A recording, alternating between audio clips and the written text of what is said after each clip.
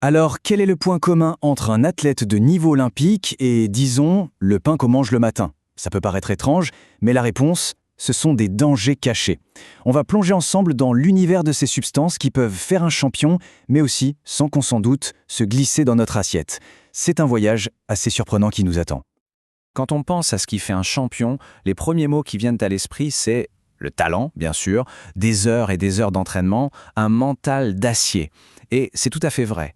Mais il y a des moments où tout ça, ça ne suffit plus. Quand la victoire se joue à rien, un millième de seconde, un petit centimètre. Eh bien, c'est là que la réponse, malheureusement, n'est pas toujours naturelle. On met les pieds dans un monde aussi complexe que controversé, celui du dopage sportif. Alors, c'est parti, le dopage sportif. On imagine souvent que c'est simple, un test positif et voilà. Mais en réalité, c'est bien plus que ça. La définition est beaucoup plus large. Voilà la définition officielle, tirée du Code mondial antidopage. On voit bien que ça couvre un large spectre de violations. Et le but, ce n'est pas juste une question de fair play, de jouer franc jeu. C'est avant tout un cadre mis en place pour protéger la santé des athlètes et parfois même leur vie, tout simplement. Et oui, il n'y a pas une, mais 11 manières d'enfreindre les règles. On voit ici quelques exemples. Le simple fait de refuser un contrôle, ou même d'être complice, d'aider quelqu'un d'autre à se doper, eh bien c'est considéré comme du dopage. L'idée, c'est de s'attaquer à tout le système, à toute la chaîne, pas juste à l'athlète pris la main dans le sac. D'accord, mais concrètement, de quoi parle-t-on? Qu'est-ce qu'on trouve dans cette fameuse pharmacie illicite du sportif? En fait, chaque substance a un objectif bien précis. C'est une véritable stratégie biochimique qui se dessine. On veut plus de muscles, plus de force, direction les stéroïdes anabolisants. Besoin de tenir plus longtemps, d'améliorer l'endurance, c'est les PO, pour booster l'oxygène dans le sang. Et pour rester hyper concentré, il y a les stimulants. Sans oublier le dernier maillon, les produits pour masquer tout ça, comme les diurétiques. C'est un véritable jeu du chat et de la souris chimique. Prenons un exemple très connu, les PO. L'idée, c'est de surproduire des globules rouges pour que le sang transporte plus d'oxygène. Pour un cycliste ou un marathonien, c'est le rêve.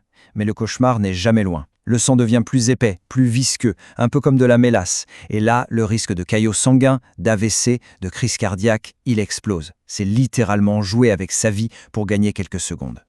Face à une telle ingéniosité pour tricher, comment est-ce que les autorités réagissent? Eh bien, la lutte antidopage, c'est devenu une sorte de course à l'armement, mais sur le plan scientifique et technologique. Et l'arsenal est assez complet. L'idée de base, c'est la surprise. Des contrôles n'importe quand, n'importe où, même à l'entraînement. On ne se contente plus de l'urine, le sang est aussi analysé. Tout ça est envoyé dans des labos de pointe accrédités par l'Agence mondiale antidopage. Et pour couronner le tout, il y a un système informatique mondial, ADAMS, qui centralise toutes les données de chaque athlète. Impossible, ou presque, de passer entre les mailles du filet. Et ça, c'est sans doute l'une des plus grandes révolutions de ces dernières années, le passeport biologique de l'athlète. L'idée est géniale. Au lieu de chercher la substance interdite, l'aiguille dans la botte de foin, on va surveiller la botte de foin, c'est-à-dire l'athlète lui-même. On crée un profil biologique personnel pour chacun, avec ses valeurs sanguines habituelles, et ensuite on traque la moindre variation suspecte au fil du temps. Regardez, imaginons qu'un athlète ait un taux d'hémoglobine qui est généralement stable, comme on le voit ici. Et puis, tout à coup, boum, ce taux monte en flèche, sans aucune raison médicale valable. Le passeport biologique va immédiatement lever un drapeau rouge. Attention, ça ne veut pas dire dopage à 100%, mais ça lance une alerte, ça déclenche des contrôles beaucoup plus ciblés. C'est une preuve indirecte, mais redoutablement efficace.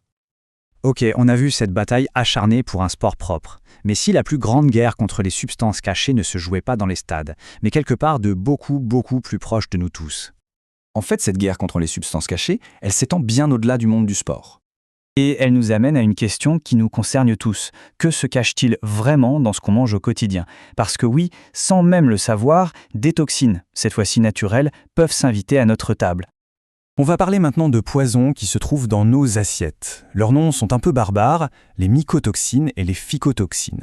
Ce sont des toxines créées par des organismes bien vivants et leurs effets sur la santé peuvent être dévastateurs.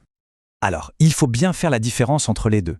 D'un côté, les mycotoxines, pensez moisissures, celles qui peuvent pousser sur les céréales, les noix. Leurs effets sont souvent chroniques, sur le long terme. De l'autre, les phycotoxines. Là, on est plutôt dans le monde marin, algues, plancton, et leurs effets sont souvent aigus, c'est-à-dire une intoxication rapide et violente. Pour bien comprendre, regardons quelques-unes de ces mycotoxines. L'aflatoxine B1, par exemple, est produite par une moisissure du genre Aspergillus. C'est l'un des cancérigènes naturels les plus puissants connus. Sa cible, le foie. L'ochratoxina, elle, s'attaque aux reins. Et la zéaralénone, c'est un perturbateur hormonal, elle imite nos propres hormones. On parle vraiment de menaces invisibles et silencieuses. Et ces moisissures, elles n'apparaissent pas par magie. C'est une question de conditions. Donnez-leur de l'humidité, une température modérée, un peu d'oxygène, et c'est le cocktail parfait pour leur prolifération. C'est pour ça qu'un mauvais stockage des récoltes, par exemple, peut devenir une véritable bombe à retardement sanitaire.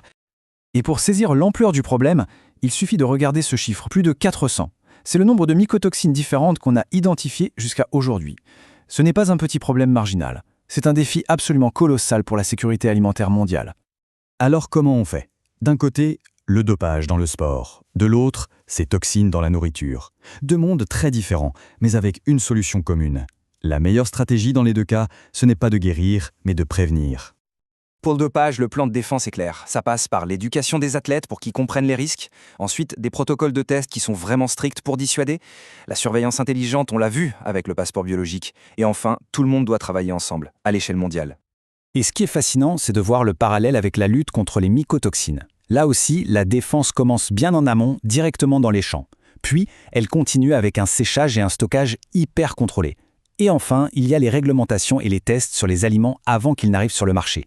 Le principe est exactement le même, agir avant que le problème ne survienne. Ce qui nous amène à une dernière réflexion. Pour protéger l'intégrité du sport, on a mis au point des outils incroyablement sophistiqués, comme ce passeport biologique. La question qu'on peut se poser, c'est que vaudra-t-il pour qu'on déploie la même énergie, la même ingéniosité pour protéger ce qu'il y a de plus essentiel, notre alimentation ?